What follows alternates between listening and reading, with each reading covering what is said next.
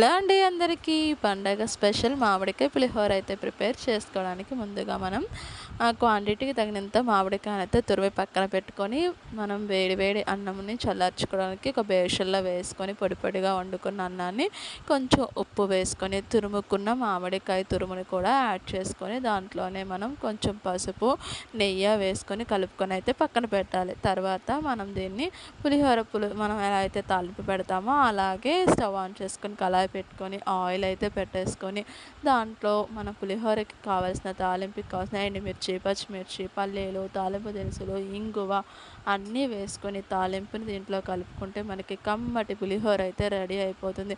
ఎప్పుడు చింతపండు, నిమ్మకాయ పులిహోర కాకుండా సీజన్‌కి తగినట్టుగా మామిడికాయ పులిహోర కూడా టేస్ట్ చేయండి. ఖచ్చితంగా మీకు కూడా నచ్చుతుంది. ఈ వీడియో మీకు నచ్చినట్లయితే లైక్ చేయండి. ఇప్పుడైతే తాలింపు కోసం కళాయి పెట్టేసుకున్నాము. ఎక్కువ కరివేపాకు